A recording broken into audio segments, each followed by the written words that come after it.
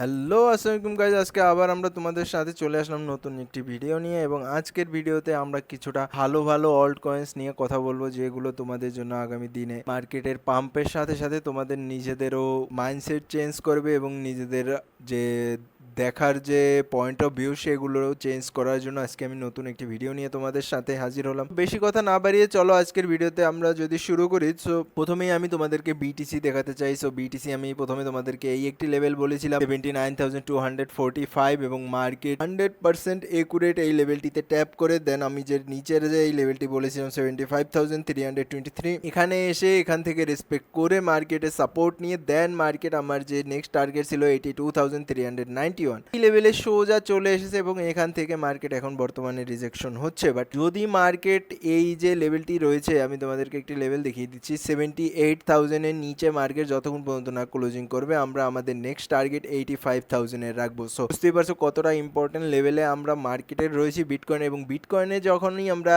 এতটা উপরে চলে এসেছি অলরেডি 60,000 এর লেভেল থেকে, সো বুঝতেই পারছো অল্ট কয়েন্সেও অনেক অনেক ভালো ভালো মুভ এসেছে অলরেডি। সো ঠিক কথা না বাড়িয়ে আমরা আজকের বিটিসির আপডেট তো আমি নর্মালি দিয়েই দিলাম তোমাদেরকে, এবং ইম্পর্টেন্ট যে লেভেলটি থাকবে সেটি হচ্ছে 78,000। যদি মার্কেট 78,000 এর নিচে ক্লোজিং করে তাহলে আমাদের জন্য কিছুটা প্রবলেম হতে চলেছে। বাট যতক্ষণ পর্যন্ত না আমরা 78,000 এর নিচে ক্লোজিং করছি ততক্ষণ পর্যন্ত আমাদের টার্গেট থাকবে 85,000। সো বুঝতে পারছো কতটা ইম্পর্টেন্ট লেভেল। সো আজকে আমি তোমাদের সাথে কিছু অল্ট কয়েন্স নিয়ে কথা বলতে যাচ্ছি। সো অল্ট কয়েন্সের প্রথম অল্ট কয়েন্সটি হচ্ছে অ্যাপটোস। সো অ্যাপটোস একটি layer one block chain. So যদি তোমরা দেখো অ্যাপটোস কি করতেছে, অ্যাপটোস অলরেডি উইকলি টাইম ফ্রেমে এখন পর্যন্ত আপ ট্রেন্ডে আসেনি, বাট আপ ট্রেন্ডে আসার আগেও যদি অ্যাপটোসের তোমরা মুভ দেখো তাহলে অ্যাপটোস অনেকটাই নিচে থেকে অনেকটাই উপরে উঠে গিয়েছে এবং অ্যাপটোসের আপ ট্রেন্ড কন্টিনিউ হবে $1.12 থেকে। সো যদি আমরা দেখি যে অ্যাপটোস কি করতেছে, অ্যাপটোস অলরেডি এখন ওয়ান ডে টাইম ফ্রেমেও Aptos down trend, kind of down ট্রেন্ডেই রয়েছে। বাট যদি আমরা এই ডাউন ট্রেন্ডের যদি একটি লেভেল বার করি, সেই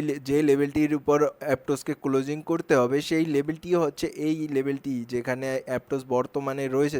তাই আমি তোমাদের জন্য অ্যাপটোস নিয়ে চলে এসেছি, যার জন্য খুবই ইম্পর্টেন্ট লেভেল থাকবে অ্যাপটোসের যে 1.0695 এর উপর যদি অ্যাপটোস ক্লোজিং করে তাহলে আমাদের টার্গেট অনেকটাই উপরে আসবে, মিনিমাম এই লেভেলে আসবে $1.44 এই লেভেলটি কমসে কম মিনিমাম এখান থেকে হলেও 30-35%, 38%-এর মুভ আমরা এই লেভেল পর্যন্ত, 36%-এর মুভ 1.4446 এর যে লেভেলটি রয়েছে এই লেভেলটি পর্যন্ত আমরা মিনিমাম আশা রাখতে পারি যদি অ্যাপটোস এই লেভেলটির উপর 1.0695 এর উপর আজকে ডেইলি ক্যান্ডেল ক্লোজিং দেয় তাহলে আমরা এই অ্যাপটোসের টার্গেট মিনিমাম এখান থেকে 30-35% উপরে আমরা অ্যাপটোসের টার্গেট রাখতে পারি। এবং অ্যাপটোসের ইনভ্যালিডেশন কোথায় হবে? সো যদি আমি তোমাদেরকে অ্যাপটোসের ইনভ্যালিডেশন বলি, ইনভ্যালিডেশন হবে এই লেভেলটিতে।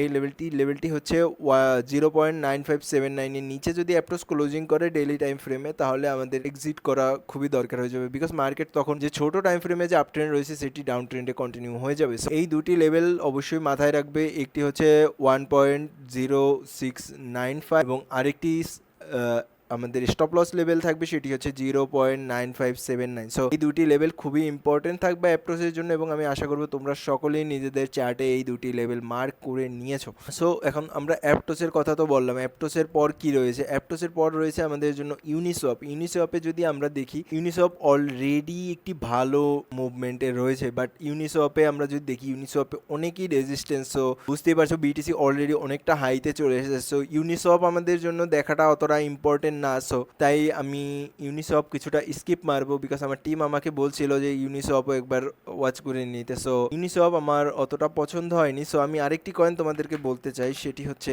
পাইথ নেটওয়ার্ক। পাইথ হচ্ছে একটি ওরাকেল নেটওয়ার্ক এবং পাইথ অলরেডি ব্রেকআউট লেভেলে বসে রয়েছে। সো পাইথ যদি আমাদের এই লেভেলটির উপরে ডেইলি লেভেলের এই যে ডেইলি লেভেলটি রয়েছে এই লেভেলটির উপরে যদি ক্লোজিং করে 0.0564 এই লেভেলটির উপরে যদি পাইথ ক্লোজিং করে তাহলে পাইথের জন্য অনেকটাই উপরের টার্গেট আসবে। মিনিমাম যদি বড় টাইম ফ্রেমে তোমরা দেখো 10 সেন্টের আশেপাশে টার্গেট আসবে যদি পাইথ 0.056 এর উপর ক্লোজিং করে। এবং পাইথের ইনভ্যালিডেশন কোথায় থাকবে? সো পাইথের ইনভ্যালিডেশন কিছুটা নিচে থাকবে। এখান থেকে যদি আমরা দেখি পাইথের ইনভ্যালিডেশন লেভেল 18% নিচে আসবে মিনিমাম, সেটি হচ্ছে 0 পয়েন্ট। আমি তোমাদের জন্য পাইথের ইনভ্যালিডেশন লেভেলটিও মার্ক করে দিচ্ছি যাতে তোমরা সকল কিছু সুবিধায় দেখতে পারো। 0.0452 এই যে লেভেলটি রয়েছে এই লেভেলটির নিচে যখন পাইথ ক্লোজিং করবে তখন আমরা আমাদের পাইথের ক্লোজটি ট্রেড করতে বাধ্য হব, বিকজ মার্কেট মার্কেট অলরেডি আমাদের বিপরীত সাইডে মুভ করে গিয়েছে এবং আমি মনে করি মার্কেটে অলওয়েজ আপনারা যেই ট্রেড করেন, যেই কিছু করেন, হয়তোবা স্পট বাই করেন, যাই করেন, সকল কিছু ইনভ্যালিডেশনের সাথে থাকাটা অত্যন্ত